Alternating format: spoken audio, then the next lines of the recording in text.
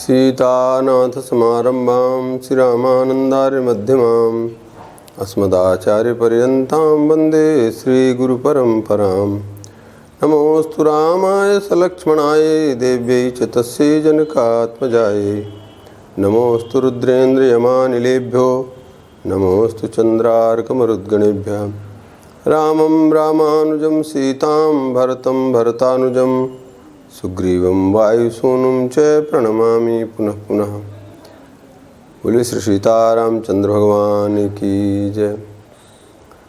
आज अत्यंत हर्ष का विषय है कि महर्षि वाल्मीकि रामायण, महर्षि वाल्मीकि एवं उनके द्वारा रचित श्रीमद् वाल्मीकि रामायण के ऊपर संगोष्ठी के रूप में मोहनलाल सुखाड़िया विश्वविद्यालय उदयपुर एवं राजस्थान संस्कृत अकादमी जयपुर तथा विश्व गुरुदीप आश्रम के संयुक्त तत्वाधान में इस कार्यक्रम पे जगह जगह विद्वानों के मत लिए जा रहे हैं।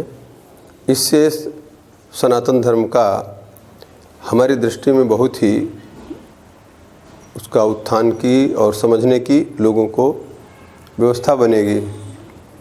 वर्तमान परिस्थिति में सनातन धर्म को समझने के लिए लोगों के पास समय नहीं है, इसलिए विधर्मी लोग हमारे धर्म के ऊपर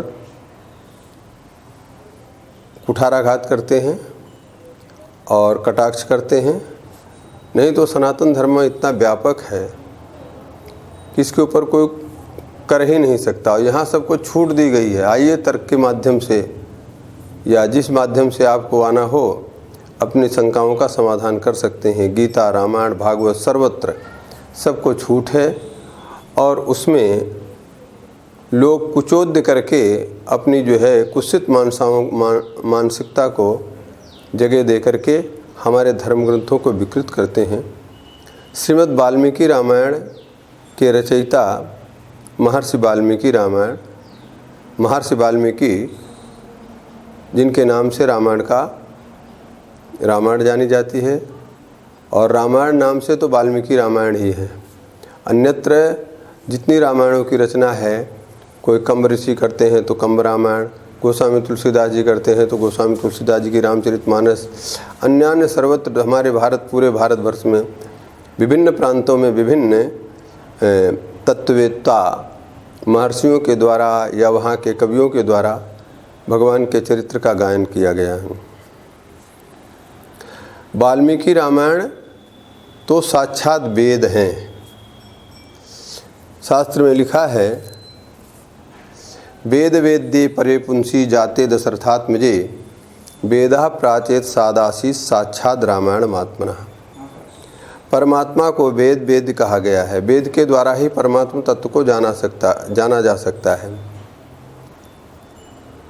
विज्ञाने धातु से जो वेद शब्द की उत्पत्ति होती है, उसमें किसको जाना जाए? संसार तो दिखाई दे रहा है प्रत्यक्ष, परंतु संसार के संचालक जो परोक्ष रूप से इसको संचालित कर रहे हैं, जिसके लिए लिखा वेद भगवान कहते हैं, यद भाषा सर्वमिमं विभाति, जिनके प्रकाश से सारा संसार प्रकाशित हो रहा है। सूर्य, चंद्रमसो, धाता और सबके वही रचनाकार हैं। उन्हीं परमात्म तत्व को जानने के लिए वेद ही एकमात्र सर्वोत्तम साधन है। अब वो परमात्म तत्व वेद में जो निहित है, उस तत्व को वेद में बहुत धर्म की व्याख्या की गई है और उस सारी धर्म की व्याख्या को मानव जीवन में कैसे उतारा जाए, तो उसी के लिए भगवान राम जो वेद वेद्य हैं, परब्रह्म परमात्मा भगवान श्री राम जो वेद के द्वारा जाने जा सकते हैं, वो प्राचेत सादासीत वो राम रूप में अवतरित हुए। परब्रह्म वेद के तत्व वेद प्रतिपाद्य जो भगवान है वो राम रूप में अवतरित हो रहे हैं। तो फिर वेद क्या करें? तो वेदा प्राचेत सादासीत, प्रचेतानंदन भगवान महर्षि वेदव्यास वाल्मीकि जी वो स्वयं उनके माध्यम से वेद भगवान रामायण के रूप में अवतरित हुए। रामायण क्या है? राम जी का जो चरित्र है, रामो विग्रहवान धर्म। भगवान श्री राम साक्षात धर्म के विग्रह हैं। मनुस्मृति में, मैंने संतों के मुख से सुना, शास्त्रों में भी है, मनुस्मृति में पूरे मानवीय धर्म का वर्णन किया गया है, परंतु इतना विस्तार पूर्वक है कि उसका आचरण करना बड़ा कठिन है। मनुष्य कह देगा कि ये तो जो है कोई भगवत कोटि का व्यक्ति हो ही इसका आचरण कर सकता है, सामान्य व्यक्ति नहीं कर सकता है। भगवान श्री राम, वाल्मीकि रामायण बहुत गहन विषय है। आधुनिक लोगों ने, पाश्चात्य लोगों ने भगवान श्री राम जी को महामानव बता दिया। बोलते हैं वाल्मीकि रामायण ही प्रामाणिक ग्रंथ है उनके लिए, और महामानव का ही वहाँ पर चरित्र है, कोई भगवत्ता का चरित्र नहीं है। वस्तुतः श्रीमद् वाल्मीकि रामायण में बहुत जगह जगह उनकी परमेश्वर की प्रस्तुति हो रही है। ब्रह्मा जी स्वयं कहते हैं कि आप तो साक्षात नारायण हैं। ऐसे जगह जगह आते हैं प्रसंग, जन्म काल से लेकर के अंत्य तक। तो राम जी का जो चरित्र है, राम जी ने वो जो वेद परमात्मा हैं, उन्होंने देखा संसार को किस प्रकार से हम सभी मानवीय धर्मों को आचरण करने के लायक बताएं। इसके लिए भगवान ने स्वयं वो परब्रह्म परमात्मा अवतरित होते हैं, और इसीलिए भगवान राम को कहा गया है रामो विग्रहवान धर्म। राम जी साक्षात धर्म के विग्रह हैं। उनके जितने आचरण हैं, उनके जितने क्रियाकलाप हैं, और एक चक्रवर्ती सम्राट से लेकर के और सामान्य व्यक्ति को कैसे रहना चाहिए संसार में, क्या उसका आचरण होना चाहिए, ये सब करके दिखाया गया है। इसी बात को लेकर के श्रीमद् भागवत महापुराण में ये बात आई, मर्त्यावतारस्ति मर्त्य शिक्षणम रक्षो बधाएव न केवलम विभु। भगवान आपने जो मनुष्य के रूप में अवतार लिया, हनुमान जी के वाक्य हैं। किम पुरुष वर्ष में हनुमान जी महाराज भगवान की प्रार्थना करते हुए कहते हैं पंचम स्कंद में, मर्त्यावतारस्ति मर्त्य शिक्षणम रक्षो बधाएव न केवलम विभु। हे प्रभु, आप तो विभु हैं। विभु माने व्यापक, जर्रे जर्रे में है झांकी श्री राम की। कौन सी ऐसी जगह है जहाँ हमारे यहाँ ईश्वरीय तत्व नहीं है? सर्वत्र ईश्वरीय तत्व की सत्ता मानने वाला अगर कोई है तो एक सनातन धर्म है, और वो जो मान रहा है वो वैज्ञानिक दृष्टि से, आध्यात्मिक दृष्टि से सभी प्रकार से बिल्कुल यथार्थ है। उसमें कोई ननुनच कर नहीं सकता। आज चाहे जहाँ विज्ञान पहुँच गया हो, परंतु हमारे वेदों की जो परिगणना है, वेदों में जिन बातों को कहा गया है, उनके ऊपर या सनातन धर्म में जिन जिन मान बिंदुओं को पूज्यता के रूप में और रखा गया है, उन पे कोई आज तक उनको काट नहीं सका कि भाई तुलसी की पूजा नहीं करना चाहिए तो बेकार वृक्ष है, और पीपल की पूजा नहीं करना चाहिए तो क्या है, गौ की पूजा नहीं करना चाहिए। पर आज सारा विज्ञान रिसर्च करके कह रहा है गौ की क्या महत्ता है, तुलसी की क्या महत्ता है, वृक्षों की क्या महत्ता है। भगवान राम ने पर्यावरण से लेकर के मानवीय जीवन के सुधार के लिए यावत जीवन कार्य किया। तो उनके चरित्र के लिए अब ऐसा चरित्र, भगवान तो अवतरित हो गए। अवतरित होने के बाद अब उनका चरित्र किस प्रकार से संसार में प्रकटीकरण करे, इसके लिए ब्रह्मा जी की ही प्रेरणा से महर्षि वाल्मीकि जी तमसा तट पे जाते हैं अपने शिष्य के साथ में, और वहाँ क्रौंच मिथुन को देखते हैं जो संतानोत्पत्ति के स्थिति में थे, संतानोत्पत्ति के प्रक्रिया में थे, काम क्रीड़ा कर रहे थे, और उसमें से एक बहेलिया जो ही बाण मारता है, क्रौंच पक्षी मर जाता है। महर्षि को इतना वेदना हुई, करुणा आई, उनके मुख से निकल गया, मां निषाद प्रतिष्ठाम त्वम अगमः शाश्वती क्षमा यत्क्रौंच मिथुनादेकम अवधि काम मोहितम। वाल्मीकि वैदिक वांग्मय के बाद और संस्कृत वाङ्मय, पहले तो सब वाङ्मय वाणी जो है संस्कृत भाषा थी, देववाणी ही भारत की भाषा थी, सनातन धर्म की भाषा थी। उसी का परिणाम है वेद। आज सारा विश्व के बड़े बड़े शोधकर्ता बता रहे हैं वेद सबसे पुराना ग्रंथ है। संसार का अगर कोई सबसे प्राचीनतम ग्रंथ है तो वेद है। वो वेद कहाँ का है? सनातन धर्म का है। और सनातन धर्म की मान्यताओं को मानने सनातन धर्म वाले ही मान रहे हैं। तो सनातन धर्म सबसे प्राचीन है। प्राचीन का, सनातन का, ये तो आदि अंत रहित है। इस प्रकार से वाल्मीकि रामायण के प्राकट्य होने का शुभारंभ ब्रह्मा जी की प्रेरणा से, ब्रह्मा जी ने महर्षि वाल्मीकि की वाणी पे सरस्वती जी बैठ करके इस प्रकार से उन करुण क्रंदन करते पक्षी को देख करके उनके मुख से साप निकल गया।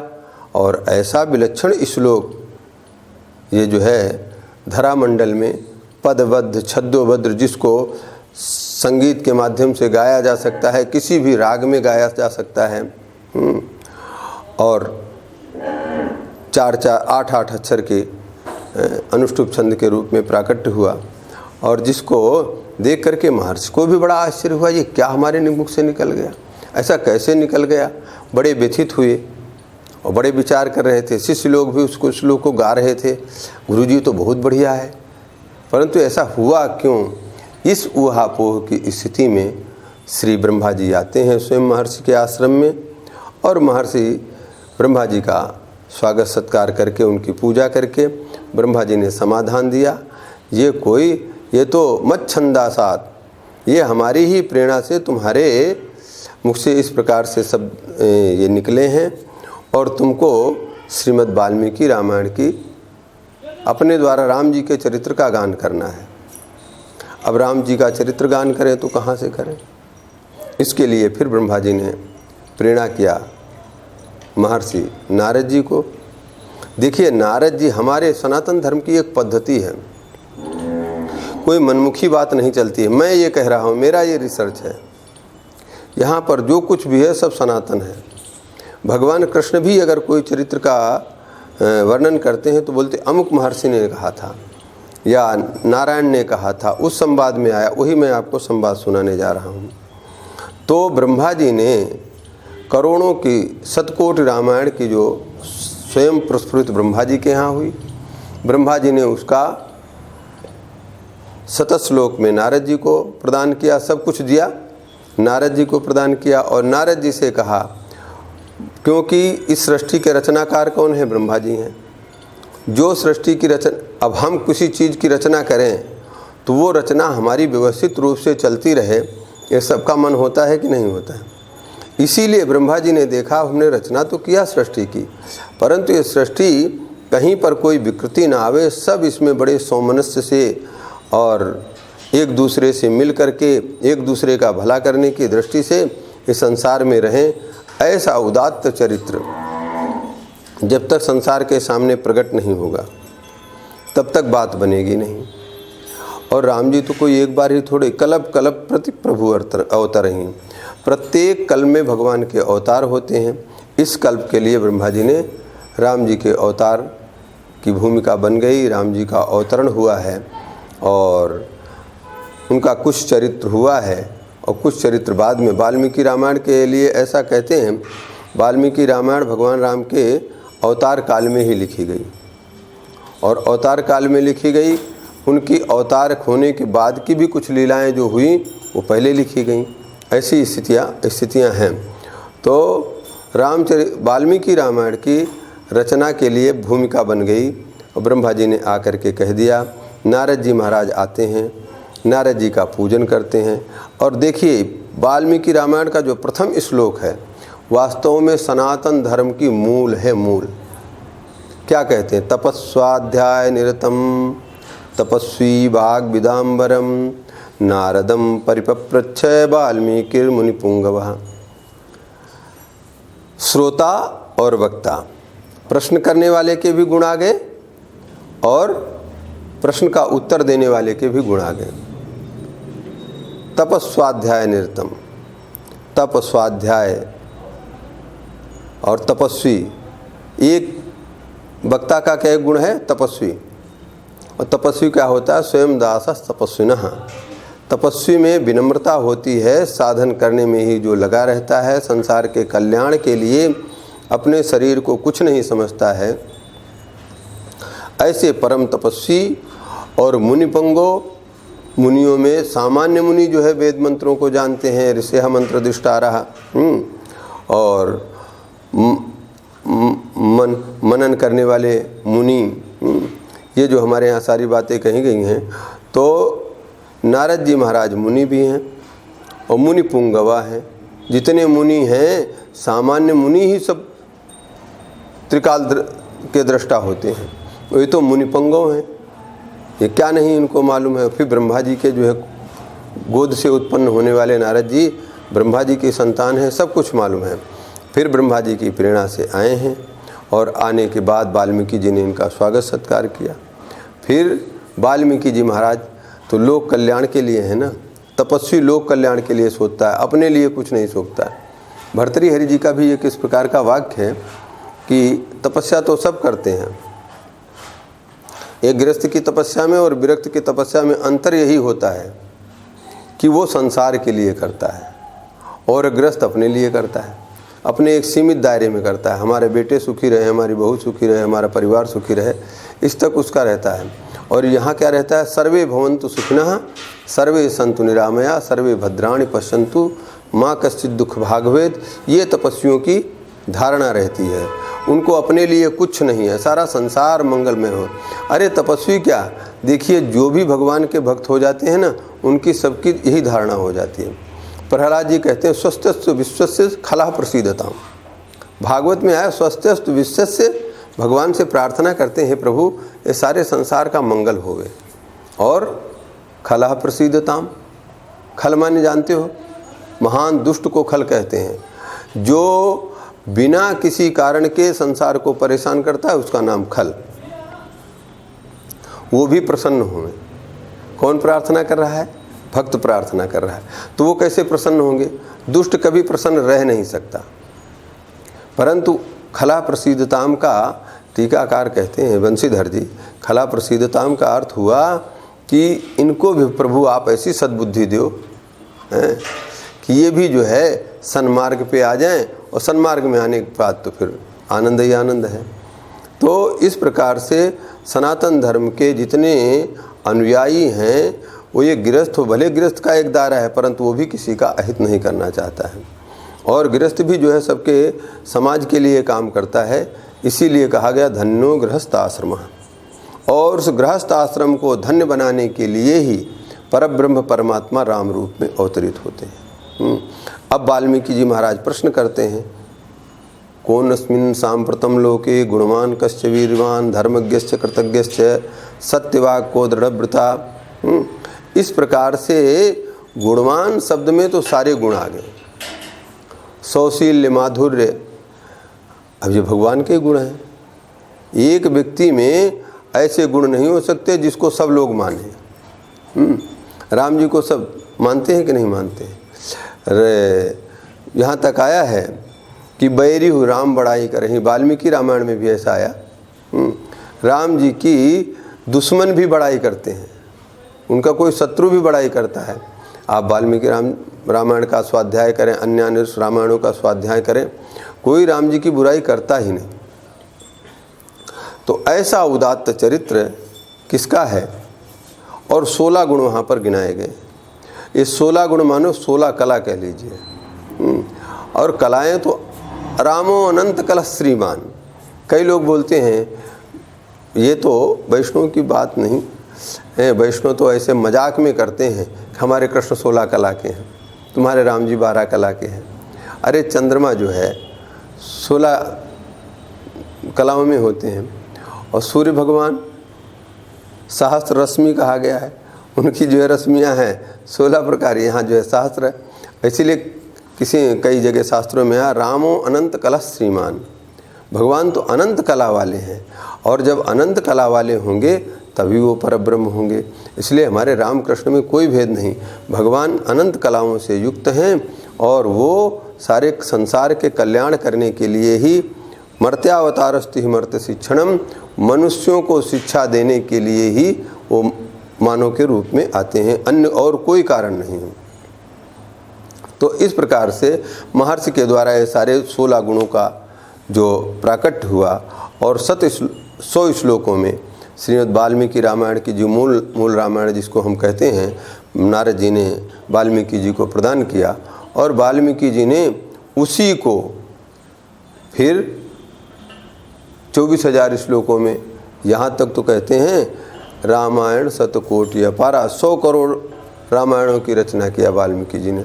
और बहुत, अब देखो वाल्मीकि रामायण में 100 हैं, आपको आनंद रामायण में वो भी वाल्मीकि जी की रचना कहते हैं, अध्यात्म रामायण और अद्भुत रामायण और कई भुसुंडी रामायण, बहुत सारी रामायण हैं, सब में वशिष्ठ रामायण भी है, योग वासिष्ठ इत्यादि, वो भी वाल्मीकि जी की कृति है। तो ऐसे जो 100 प्रविस्तरम का कहा गया है, ये बहुत संक्षिप्त मामला है।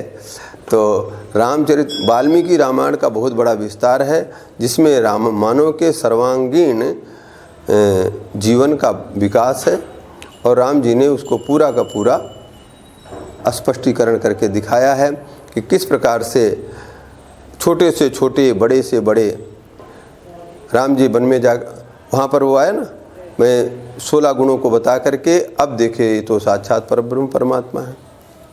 इन 16 गुणों से ये सिद्ध हो जाता है कि राम साक्षात परब्रह्म परमात्मा है, कोई सामान्य नहीं है। नर लीला करने के लिए उन्होंने अपने सारे गुणों का गोपन किया है। जैसे रावण ने एक वरदान मांगा है कि भाई हम तो जो है मनुष्यों और बंदरों के द्वारा मरूं। मनुष्य बंदर रावण के लिए क्या है? रसगुल्ला गुलाब जामुन के समान है। अगर राम जी अपनी भगवत्ता प्रकट कर दें, ऐश्वर्य को प्रकट कर दें, तो फिर बात असत्य हो जाएगी ना, फिर तो ब्रह्म के द्वारा मारे गए। इसलिए वहाँ पर ये भी बात है। इसलिए राम जी ने जब तक अपने जीवन में मनुष्य क्या क्या कर सकता है, मनुष्य के करने लायक सारे क्रियाकलापों को उन्होंने चरितार्थ किया है। और इस रामायण का गान सबसे पहले किसने किया है? अच्छा, हम लोग कहते हैं राम जी को, राम जी ने सबसे पहले इस कथा को कौन सुना है? वाल्मीकि रामायण की पूर्ण रचना हुई और रचना होने के बाद ये कथा किसको सुनाई गई? सबसे पहले राम जी के ही पुत्र जो लवकुश है, इनको वाल्मीकि जी ने कंठस्थ कराया। वाल्मीकि जी के आश्रम में रह करके और लवकुश ने सबसे पहले क्या पढ़ा है? वेद, वेदांग, पुराण इत्यादि सभी को पढ़ा है। और अरे ये तो बात रही गई, वेद और पुराण इतिहास में कोई भेद नहीं, क्योंकि इतिहास पुराणाभ्याम वेदम समुपब्रह्मेत, ये ऐसा शास्त्रों में आया है। और इतिहास पुराण के माध्यम से ही वेद का उपब्रह्मण हो सकता है।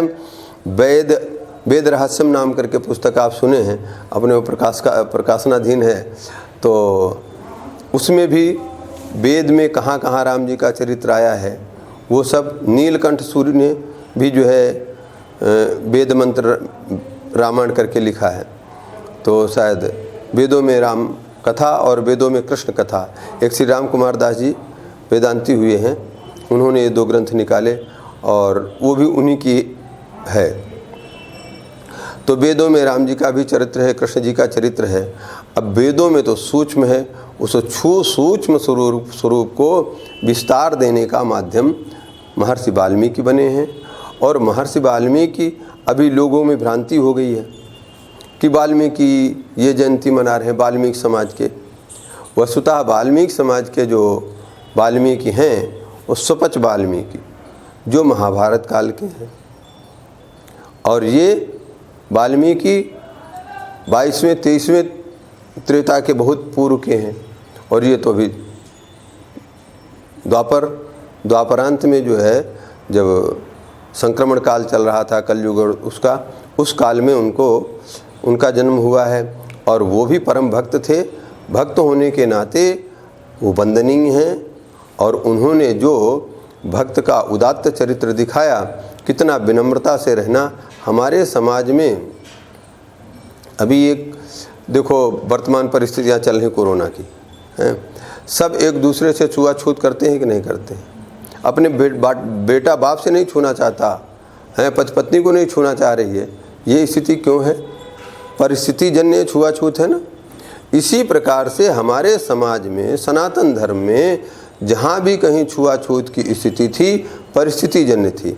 अब व्यक्ति जो है एक कचरा और गंदी जगह जा रहा है, वहाँ काम कर रहा है, तो वहाँ के कीटाणु उसके शरीर में छुएंगे और फिर हम उसको छुएंगे तो उससे हमारे संक्रमण होगा। इसलिए था रामचरित वाल्मीकि रामायण में कहाँ आप देख लीजिए कहीं है छुआछूत। भगवान राम गुह निषाद से कैसे गले मिलते हैं।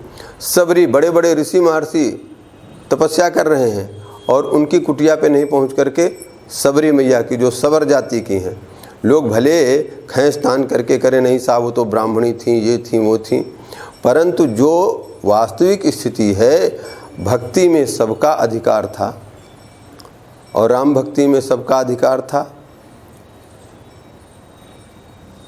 रामार्चन शिव संहिता का ग्रंथ है, उसमें भी कहते हैं सब इस पूजा को कर सकते हैं। पार्वती जी ने पूछा महाराज ब्राह्मण कर सकते हैं, क्षत्रिय कर सकते हैं, कौन कौन सा वर्ण कर सकता है, कौन आश्रम कर सकता है? उन्होंने कहा सभी आश्रम और सभी वर्ण वाले इस पूजा को कर सकते हैं। ठीक है, जिनको मंत्र नहीं आते हैं, मंत्र बोल नहीं सकते हैं, उनको अपना मंत्रज्ञ ब्राह्मणों के द्वारा कराना चाहिए। तो इस प्रकार से राम जी का जो उदात्त चरित्र है, राम जी का जो उदात्त चरित्र है, उस उदात्त चरित्र को समझने के लिए और उसको जो समझ जाएगा निश्चित वो सनातन धर्म का भक्त हो जाएगा। राम जी के गुणों का वर्णन किया गया। हाँ, वाल्मीकि जी की बात बता रहा था मैं। वाल्मीकि स्वपच वाल्मीकि अन्य है, हो सकता है इनका भी जन्म पूर्णमासी को रहा हो, और वो प्राचेतस वाल्मीकि, प्राचेतस वाल्मीकि इतने राम मंत्र के जापक हुए। भैया राम मंत्र की शक्ति इतनी विलक्षण है कि आप देख लीजिए गोस्वामी तुलसीदास जी, भगवान शंकर, प्रथम पूज्यत नाम प्रभाव गणेश जी महाराज, जितने हमारे ऋषि महर्षि हैं, अगस्त्य प्रभृति समस्त ऋषियों ने इस मंत्र का बहुत जप किया है और उस जप के प्रभाव से उनकी जो है बहुत उनमें ऊर्जा आई। ये मंत्र के जप की ही ऊर्जा ने इन वाल्मीकि जी को, इनसे विशिष्ट कोई नहीं था जो राम जी के विशद चरित्र का वर्णन कर सकता था। तो वाल्मीकि जी ये प्रचेतस हैं। कैसा हुआ? तपस्या कर रहे थे। इनका वाल्मीकि नाम क्यों पड़ा? तपस्या करते करते इनके पूरे शरीर पे वो मिट्टी की बामी बन गई। दीमक ने बामी लगा दिया, संजातम, दीमक ने बामी लगा दिया और उसको फिर वरुण देव ने, प्रचेता माने वरुण जी है, प्रचेता के स्वयं इन्होंने अपने कहा प्राचेत दसमों हम मैं प्रचेता का 10वां पुत्र हूँ, तो उनके द्वारा बरसात करके और उनकी बामी से हटे और फिर उनका तेज थाई नारद जी से मिलन हुआ। फिर इस प्रकार से सतश्लोकी वाल्मीकि रामायण, सतश्लोकी नारद जी का रामायण का चरित्र आया। उसी को ब्रह्मा जी ने कहा अब तुम इसी का विस्तार करो और तुमको तो राम जी तुम जो कुछ कहोगे, वाल्मीकि रामायण में लिखा है, ब्रह्मा जी के वाक्य हैं, तुम जो कुछ भी राम जी के बारे में लिखोगे उसमें कोई मिथ्या होगा ही नहीं। उनके सारे चरित्र आपको हस्तामलकवत दिखाई देंगे। और फिर जो ही इनके मध्य इन्होंने जो जो चिंतन किया, सारा का सारा राम जी का चरित्र दिखाई दिया, जिसमें राम जी किस प्रकार से अपने भाइयों के साथ कितना प्रेम से रह रहे हैं, सखाओं के साथ कैसे प्रेम से रह रहे हैं। बोलो कोई बंदर दोस्त बनाने लायक होता है? उसने कोई उपकार नहीं किया है, उपकार से पहले उसको दोस्त बना लिए और बनाने के पश्चात कह देते हैं चलो तुमको किष्किंधा का राज देंगे, उसके लिए बदनामी भी सहते हैं, लोगों महाराज छुप करके मारे। इसी प्रकार से विभीषण जी का हुआ।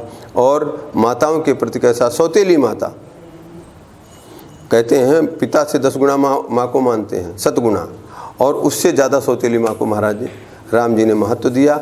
इसलिए राम जी का जो चरित्र है वो बड़ा ही विशद चरित्र है और इस चरित्र का हम अनुसंधान करें तो मुँह पूरा हम धर्म की स्थिति को समझ सकते हैं। इसलिए धर्म की स्थिति को समझने के लिए तो आपको वाल्मीकि रामायण इत्यादि का स्वाध्याय करना पड़ेगा और स्वाध्याय करके उसको अपने जीवन में उतारा जाए तो हम समझते हैं सनातन धर्म दुष्टों के प्रति कितना जो है, सनातन धर्म की हानि करने वाले, सनातन धर्म के संस्कारों को नष्ट करने वालों को के प्रति भी राम जी का कितना वैसा व्यवहार रहा। मैंने उनको समाप्त किए परंतु उनकी संस्कृति को समाप्त नहीं किए और उनकी प्रजाजनों को भी रखने के लिए भगवान ने विभीषण को लंका पे राज्य जीतने के बाद भी विभीषण को प्रदान करके और श्री अयोध्या आए, वहाँ पर इनका राज्याभिषेक हुआ। आज सारा जगत अगर कोई परिकल्पना करता है बढ़िया स्वच्छ सुथरे राज्य की तो कहते हैं राम राज्य। अगर कहीं कोई बढ़िया व्यवस्था चल रही है, अरे तो भाई वहाँ तो राम राज्य है। तो इसलिए राम जी का जो चरित्र है वो इतना उदात्त है जो सबके लिए ग्राह्य है। मैं इन्हीं शब्दों के साथ अपनी वाणी को विराम देता हुआ और सबसे यही कहूँगा, भैया अपने सनातन धर्म को समझने के लिए श्रीमद् वाल्मीकि रामायण और महर्षि वाल्मीकि के प्रति कृतज्ञता ज्ञापन करते हुए वाल्मीकि रामायण का स्वाध्याय करें। इसी से हम सबका कल्याण होगा। जय जय सीताराम।